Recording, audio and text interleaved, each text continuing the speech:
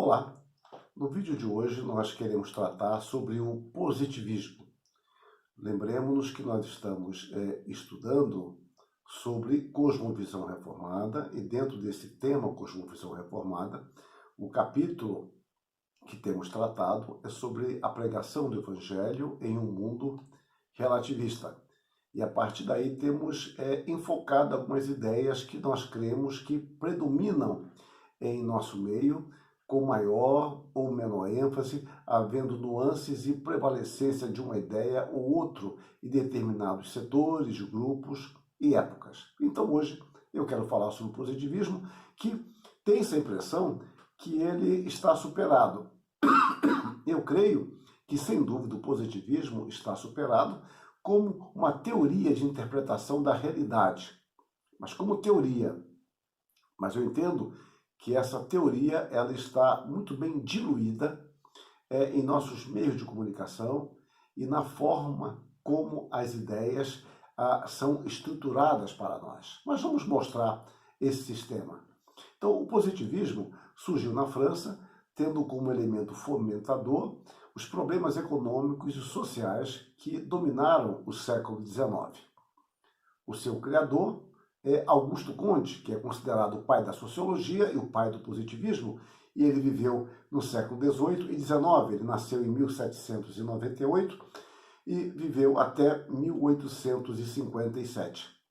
Ele acreditava ter descoberto uma lei fundamental que regia a inteligência humana, bem como toda a história. Comte, uma espécie de Agostinho ateu, acreditava que poderia apresentar uma religião da humanidade regida pela razão.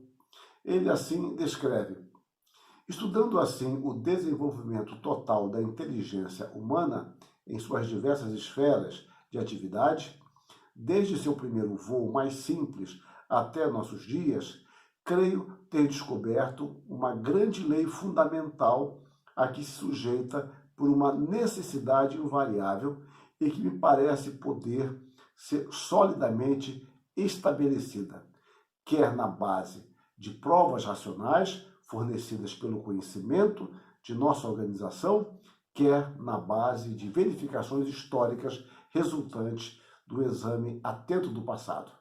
Em seguida, Comte ele expõe a sua descoberta. Essa lei consiste em que cada uma de nossas concepções principais, cada ramo de nossos conhecimentos, passa sucessivamente por 3 estados históricos diferentes: estado teológico ou fictício, estado metafísico ou abstrato, estado científico ou o estado positivo. Comte, ele entende que o espírito humano emprega em suas investigações sucessivamente 3 métodos diferentes e opostos entre si, que é o teológico, metafísico e o positivo. Essa teoria que ele sustenta, ela é conhecida como a lei dos 3 estados. Em cada estado ou período há características próprias. Então, no primeiro estado, chamado de teológico ou fictício, o ser humano ele dirige essencialmente suas investigações para a natureza íntima das coisas. E ele busca entender a razão das coisas, sempre atribuindo um valor metafísico, transcendente. Então Deus, ou a pessoa de Deus, a figura de Deus, ou deuses, essa figura está sempre presente em sua compreensão da realidade, como esses seres interviessem arbitrária e arbitrariamente e explicitamente nas anomalias que ocorrem no universo. Bom, mas o ser humano passa por essa fase e ele chega a um estado chamado metafísico ou abstrato, que é um estado que é apenas uma modificação geral do primeiro. Então, aqui eu diria que o aspecto religioso ele é mais materializado em termos de abstrações personificadas. Então, eu ainda busco explicações em seres transcendentais, em deuses que intervêm na história, eu ainda tenho uma dimensão além da matéria e lá eu busco uma explicação para aquilo que eu não consigo compreender racionalmente. O terceiro estado, científico ou positivo, e aqui eu faço questão de ler literalmente o que ele diz, o espírito humano nesse estado, reconhecendo a impossibilidade de obter noções absolutas, renuncia a procurar a origem e o destino do universo, a conhecer as causas íntimas dos fenômenos, para preocupar-se unicamente em descobrir, graças ao uso bem combinado do raciocínio e da observação, suas leis efetivas, a saber, suas relações invariáveis de sucessão e de similitude. A explicação dos fatos, reduzida então a seus termos reais, se resume, de agora em diante, da ligação estabelecida entre os diversos fenômenos particulares e alguns fatos gerais, cujo número e progresso da ciência tende cada vez mais a diminuir. Ou seja, agora, nessa fase de maior maturidade, o homem já não se preocupa com abstrações, com forças transcendentes. Ele analisa os fenômenos da sociedade e tenta, por meio da observação e do raciocínio, combinando isto, ele tenta explicar, ele tenta criar leis efetivas, estabelecendo as relações invariáveis, como ele disse, de sucessão e similitude. Agora, eu quero simplesmente reduzir a realidade aos aspectos materiais e procurar compreender como isso funciona, e cada vez mais eu vou tendo uma visão mais ampla daquilo que é misterioso. O filósofo brasileiro Antônio Paim, longevo filósofo que eu tive a oportunidade de conhecer no início dos anos 80, é curioso que Antônio Paim, ele estudou na Universidade de Moscou. É muito curioso o intelectual brasileiro atual que tenha tido essa experiência. Bom, mas Antônio Paim, ele discorrendo sobre o positivismo, fez uma crítica pertinente. Olha o que ele diz. O positivismo pretende ser, antes de mais nada, uma filosofia das ciências, recusando simultaneamente a inquirição ontológica, ou seja, a inquirição da essência das coisas, e a inquirição epistemológica, ou seja, eu me nego a inquirir a essência e também como eu conheço, a questão epistemológica. Trata-se, na aparência, de erigir um tipo de saber segundo procedimentos análogos aos empregados pelas ciências, mas sem se dar conta da mudança de plano, isto é, ignorando o caráter totalizante da síntese pretendida. O postulado dos três estados, que escapa a qualquer verificação, asseguraria uma ordenação de saber apto a sustentar-se pela simples coerência lógica. Então o pai vai na contramão de Comte, dizendo, olha, isso escapa a qualquer observação, qualquer verificação. Eu apenas adoto uma teoria, sem poder prová-la, estabeleço uma sucessão lógica ideal e pronto. E cadê os fatos? Cadê os elementos para comprovarem isso? Acrescentaríamos às palavras de Paim o fato de que o positivismo pretendia reformar a sociedade, constituindo-se numa nova religião. Esta pretensão pertencia, em especial, aos chamados positivistas ortodoxos. Segundo Colin Brown, autor falecido há alguns anos, americano, segundo Colin Brown, o próprio Kant, o primeiro Comte, abre aspas, propôs uma religião da humanidade em que Deus era desentronizado e a humanidade, o grande ser, colocado em seu lugar. Até mesmo adaptou o culto, os sacramentos e os sacerdotes do catolicismo para seus propósitos seculares. Foi produzido um calendário positivista em que os nomes de cientistas e estudiosos seculares substituíam os dos santos. Em 1848, uma sociedade positivista foi fundada, que se esforçava para aplicar os princípios positivistas à reforma da sociedade. A nova religião, no entanto, nunca tornou-se realmente popular. As reformas sociais do século XIX foram levadas a efeito ou por cristãos dedicados ou por aqueles que empreendiam programas sociais menos grandiosos. É muito curiosa essa observação ou curioso esse insight de Colin Brown. Digo eu, o positivismo, apesar de ser amado e odiado no Brasil, ele é um estado superado como sistema filosófico. Entretanto, os seus efeitos continuam em nossa cultura. Em nossa abordagem, o que nos importa é o seu conceito de religião. No positivismo, a religião, ela é um estado já vencido. Ela não é necessariamente combatida, porque não é necessário combatê-la. Ela é olhada como um estágio atrasado, contudo, necessário para o amadurecimento do homem. É o primeiro degrau da escalada humana, que combina com o positivismo. Creio que ainda hoje, e este é o meu ponto, é por isso que eu elenquei aqui o positivismo, eu creio que ainda hoje esta ideia continua sendo vendida constantemente pelos meios de comunicação. É verdade que na passagem do milênio, do século XX para o século XXI, não é? Isso se tornou mais discreto devido à esperada explosão de manifestações religiosas, como costumeiramente ocorre nas transições de séculos e milênios.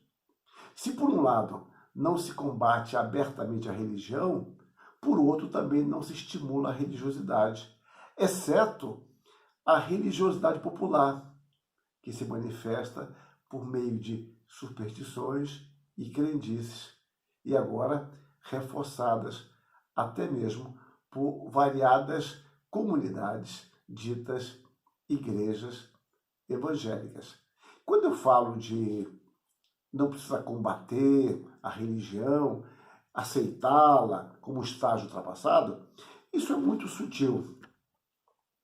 Quando é que você vê num programa de TV, vamos colocar naquele grande fomentador da cultura popular brasileira, que são as novelas, embora eu espero que isso tenda a mudar agora com uma nova perspectiva que o nosso país está assumindo por questões da política, dos esclarecimentos, associado com o coronavírus, e tem caído a ficha em muitos aspectos quanto às manipulações. Bom, mas, de qualquer forma, creio eu, já há muito tempo, que as novelas se constituem elementos fomentadores da cultura popular. Mas então, peguemos aqui as novelas.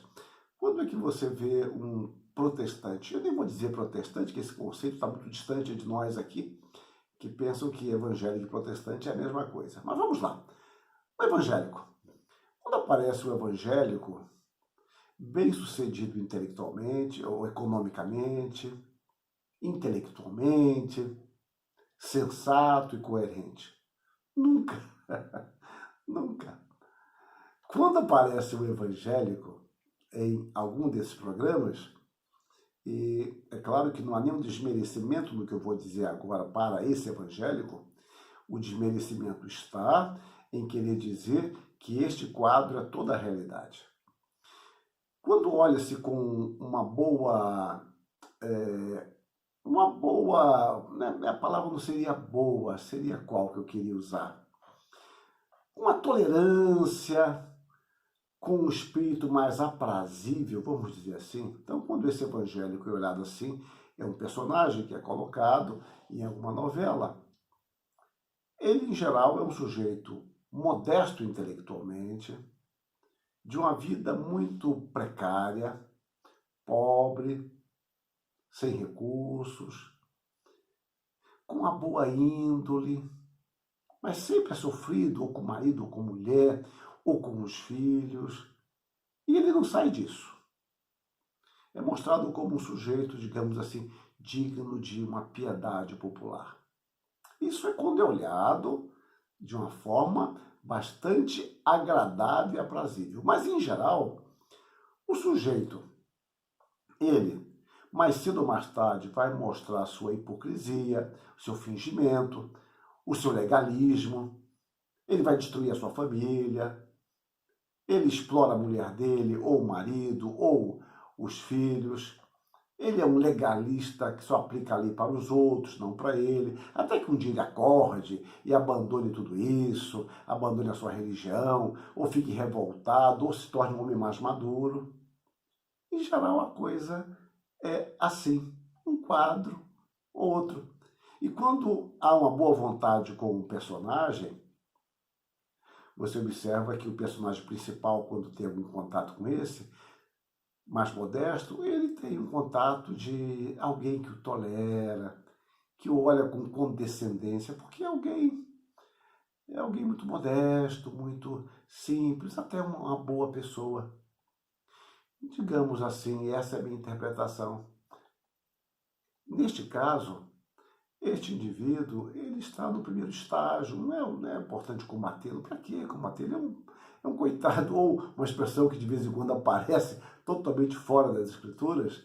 Ele é um pobre de espírito, né? Como se pobre de espírito fosse a pessoa simplesmente ignorante, né? Fosse isso que o Evangelho ensinasse. Então é apenas desta forma. Então vamos compreendê-lo, tal. Então o personagem principal está numa crise, sequestraram a filha dele, e aquela empregada crente, sincera, ela vai lá e fala, ô, seu fulano, eu falei com o meu pastor e nós estamos orando pelo senhor, viu? Estamos orando. E o principal olha com a condescendência e fala, ô Maria, muito obrigado, viu? Muito obrigado. Agradeço ao pastor também. E pronto. E a coisa fica por aí. É mais ou menos por aí que se encaminha. É condescendente, porque o personagem principal está no estado científico, o outro está no estado religioso. Então, a religião, ela é vista como algo para ser tolerado, para uma classe mais modesta. Eu me valho da religião quando eu quero conseguir votos, quero conseguir algum tipo de apoio, então eu vou num templo populoso, faço promessas, digo lá uns glórias, escolho um figurino para mim, para minha esposa de modo especial, um figurino mais modesto, não sei bem mais modesto, mas mais à luz do que eu creio que aquele pessoal, aonde eu estou indo, crê e se veste, e coisas desse tipo. Mas a religião não é para ser levada a sério como algo importante. Eu posso levá-la a sério quando eu temo as massas e entendo que o fermento religioso pode ser um produto que gere uma revolução ou uma revolta. Aí eu olho a religião com atenção, mas não porque ela seja importante, mas porque ela molda a ação da plebe, do povo. Então isso é uma coisa para mim muito clara nos meios de comunicação. Eu vi hoje eu estou no dia 25, né, 25 de agosto, 25 de agosto de 2020. Eu creio que esse vídeo vai para o ar no sexta ou sábado, acho que sábado, talvez, agora próximo.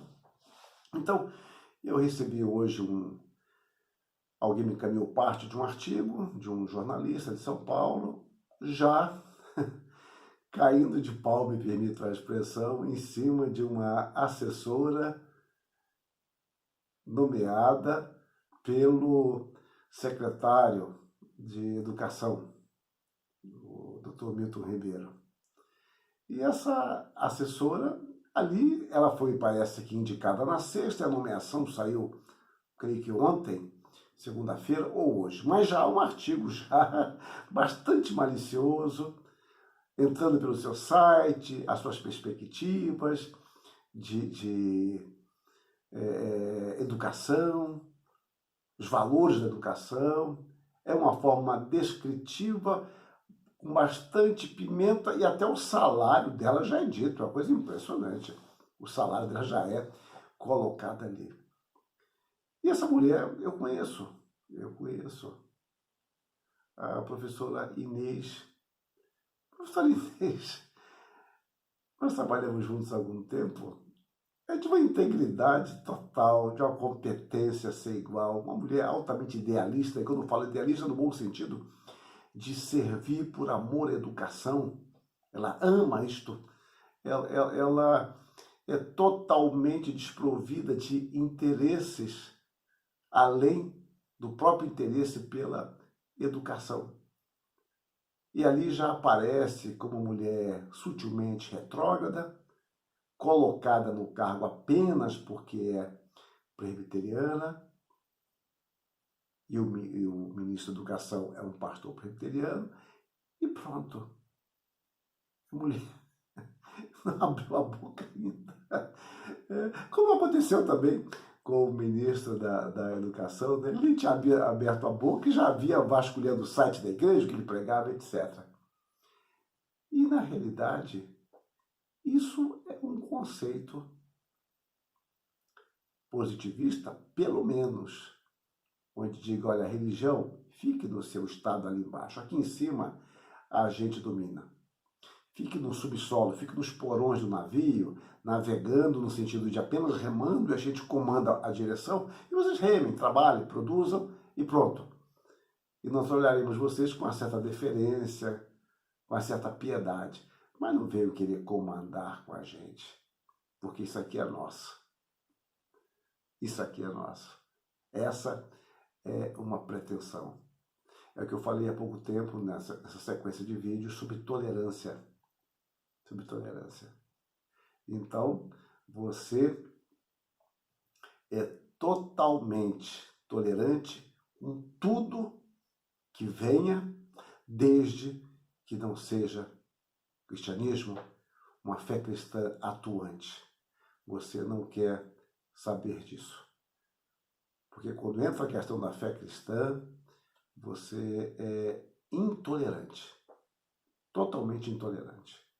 E, meus irmãos, há muito tempo que eu observo nas universidades essa intolerância para com a fé cristã, mesmo entre ditos evangélicos, vamos ser justos.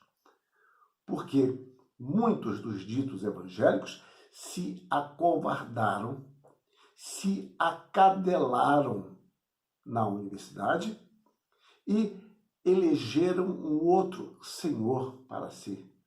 Um outro senhor, que é a aprovação dos seus colegas, a manutenção do seu emprego, e perderam totalmente a dignidade, a hombridade de honrar sua fé. Ninguém está propondo um proselitismo na universidade. O que nós estamos dizendo é que você tem a sua fé.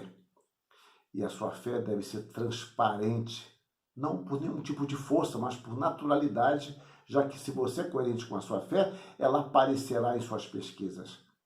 Mas são ateus práticos muitos de nós, que nos acovardamos, nos vendemos por um salário que nos mantém digna ou indignamente, no campo econômico, porque no campo moral sempre será indigno quando nós, em nosso panteão idólatra, colocamos o nosso Deus apenas para constar.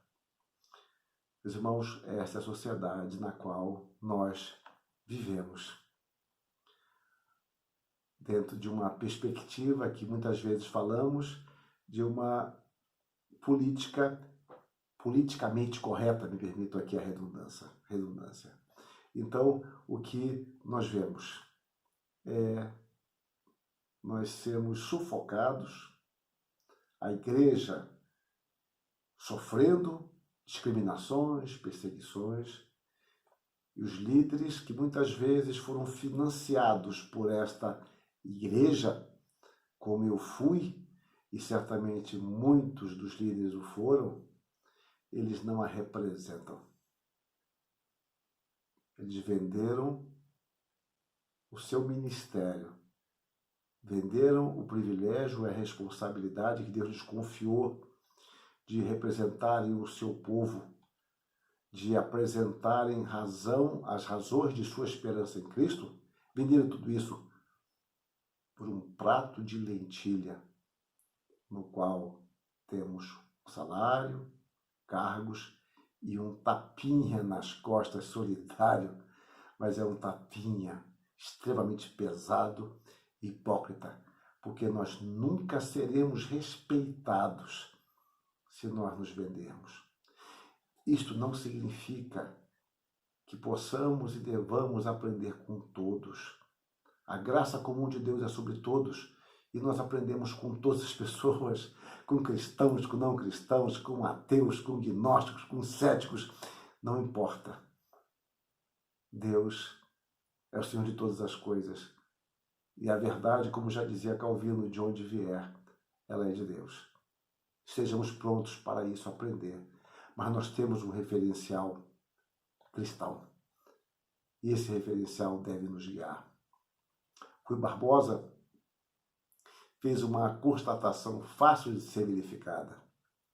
Ele diz o seguinte, isso no século XIX, por toda parte, até hoje, tem sido o sentimento religioso, a inspiração, a substância ou o cimento das instituições livres, onde quer que elas duram, enraizam e florescem. Fecha aspas. Daí a sua insistência quanto à autonomia da igreja em relação ao Estado e este em relação àquela. E nós defendemos isso também. A igreja não tem que se envolver com política partidária, porque a igreja tem que se constituir numa consciência do Estado. Isso não quer dizer que nós não tenhamos membros da igreja, e devemos ter prefeitos, vereadores, deputados, presidentes, senadores, o que for. Nenhum mal. A nossa fé se expande. Não é para nós ficarmos amedrontados no nosso canto. Todas essas vocações são de Deus. Mas nós temos que ter honradez em vivenciar a nossa fé onde Deus nos colocou. E o próprio Rui Barbosa continuou. E eu tenho que acabar daqui a pouco, porque meu vídeo está muito longo e no meu celular eu posso falar até 30 minutos, que já é muito. Diz o Rui Barbosa, desde 1876, que eu escrevi e pregava contra o consórcio da igreja com o Estado, mas nunca o fiz em nome da irreligião, sempre em nome da liberdade. Ora, liberdade e religião são sócias, não inimigas.